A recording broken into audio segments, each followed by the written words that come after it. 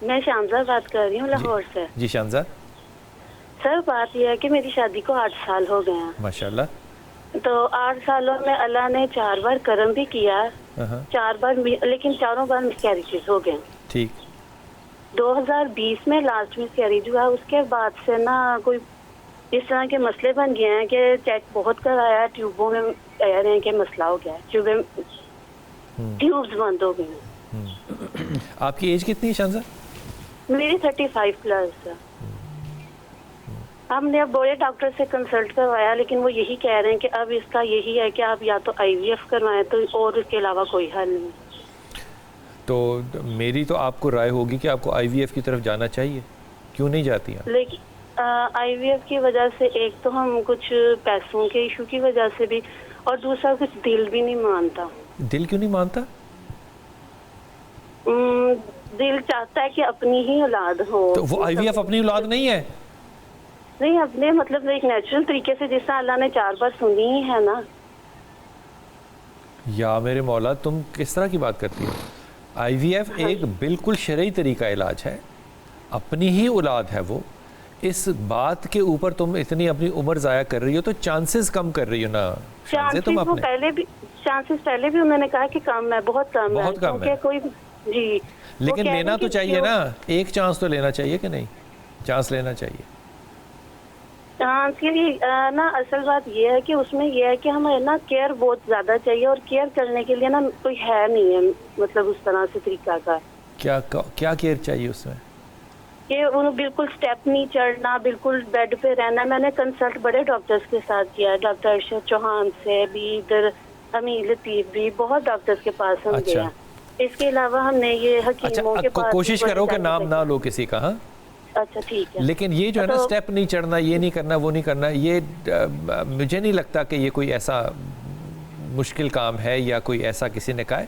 اس کا ایک پروسیس ہے جو کہ انجیکشن سے شروع ہوگا، پھر وزن بڑھے گا، ہارمونل ٹریٹمنٹ ہوگی، اس کے بعد سلسلہ وہ بنے گا۔ وہ ایک پروسیس ہے، اس میں سے گزرنا پڑے گا۔ IVF کا ایک پیٹرن ہے۔ اولاد آپ چاہتی ہیں تو ظاہر ہے اولاد کے لیے یہ کرنا پڑتا ہے۔ جی پہلے انہوں نے کہا کہ ہم آپ کی نا ٹیوبز کا آپریٹ کر کے نا بند کریں گے، پہلے بلاکس کریں گے۔ وہ جو بھی کریں گے، آپ IVF کا ڈیسائیڈ کریں نا کہ IVF کرنا ہے یا نہیں کرنا۔ میرے خیال میں آپ کو کرنا چاہیے، پہلی بات تو یہ۔ دوسری بات یہ کہ آغا بھائی جو بتائیں گے اس کو ٹرائی کر کے دیکھو، اللہ تعالیٰ ہو سکتا ہے اسی میں برکت ڈال دے آپ کی، کیونکہ ایج بڑھ رہی ہے اس لیے ونڈو کم ہوتی چلی جاتی ہے۔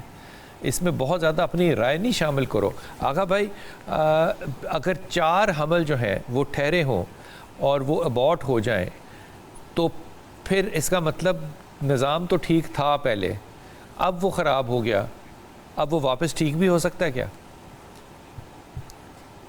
دیکھیے میں عرض کروں گا کہ امام صادق علیہ محمد فرماتے ہیں کہ اگر کلونجی حاملہ عورت کھا لے، اب یہ چاہے وہ اچار کی زیادہ تر خواتین شوقین ہوتی ہیں، اچار میں کلونجی ہوتی ہے، اگر کلونجی کو حاملہ خواتین کھائیں تو حمل جو ہے گر جاتا ہے، چاہے زندہ ہو بچہ چاہے مردہ ہو، وہ ضائع ہو جاتا ہے۔ کلونجی نہیں کھانی چاہیے، ہرگز نہیں کھانا چاہیے۔ بہت ساری بچیوں کو جو میرے پاس آئیں اور انہوں نے کہا 3 حمل گر گئے، 4 حمل گر گئے، تو میں نے ان سے پہلا سوال پوچھا کیا آپ کلونجی کھاتی ہیں؟ بولے اچار بہت شوق سے کھاتے ہیں۔ میں نے کہا اچار بند کر دیں اگر بچہ چاہتی ہیں۔ جیسے ہی اس بچی نے اچار کھانا بند کیا، چونکہ کلونجی کھانا بند کی، حمل بالکل بھی نہیں گرا، اور حمل 9 مہینے کے بعد اس کو خوبصورت بچے سے اللہ نے نوازا ہے۔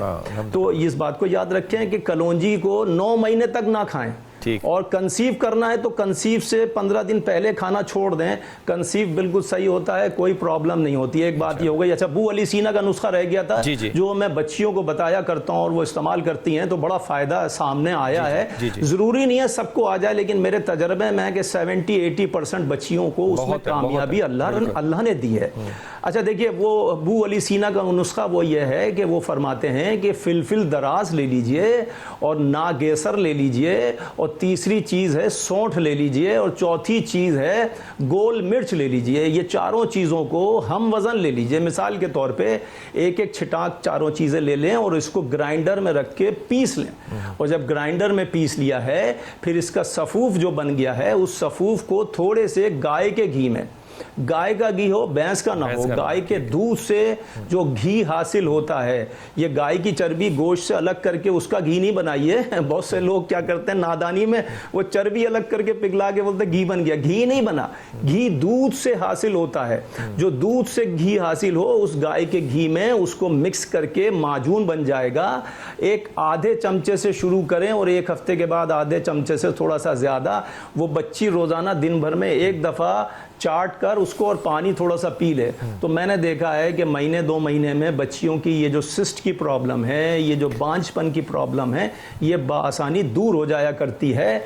इसके अलावा वो जो मैंने एक नुस्खा इमाम रज़ा अलैहिस्सलाम का अभी आपकी खिदमत में अर्ज़ किया कि फ़िरोज़े की अंगुश्तरी पे बिस्मिल्लाहिर्रहमानिर्रहीम रब्ब ला तज़रनी फ़र्दों व अंता खैरुल वारिसीन कुंदा करा के और जुमेरात के दिन सुबह में पहना जाए। मैंने अपने तजर्बे में देखा है, अपनी ज़िंदगी में देखा है कि बहुत सारी बच्चियों का मसला ये हल हुआ है, चूंकि नातिक़ कुरान ने फरमाया है। किसी आम मैं वक्फे पे जाऊंगा आगा भाई, वापस आऊंगा, और वक्फे पे जाने से पहले मैं ये बात आप सबसे कह दूं कि ये जो मेरी बहन बात कर रही थी कि आईवीएफ पे हमारा जो है वो रिजर्वेशंस है। आईवीएफ बुनियादी तौर पे हर तरह से शरई फतवे भी इस पे मौजूद हैं और जो प्रोसेस है वो भी बिल्कुल जायज़ और हलाल है। इसलिए कुछ ज़्यादा इस पे सोचने वाले जो लोग हैं और वो चांस लेना नहीं चाहते इसलिए कि वो कंफर्टेबल नहीं है, तो मेरे ख्याल में ये थोड़ी सी वो अपनी आने वाली औलाद के साथ ज़्यादती कर रहे हैं। ब्रैकेट बहुत एज की इंपॉर्टेंट होती है, फीमेल की ख़ास तौर पे 30 के बाद डिक्लाइन आ जाता है एग्स का क्वांटिटी के अंदर और एग्स की क्वालिटी के अंदर। इसलिए मैं बहुत एहतियात के साथ अपनी बच्चियों को ये कहूँगा कि अगर आईवीएफ डॉक्टर ने सजेस्ट किया है तो सीरियस लें, उसको रिलीजियस कंसर्न मत बनाएं, क्योंकि तमाम उलमा पाकिस्तान के इस बात में मुत्तफिक हैं और ये बात सदियों पहले डिसाइड हो चुकी है कि निज़ाम ठीक है और बिल्कुल इस्लाम के असूलों के ऐन मुताबिक है।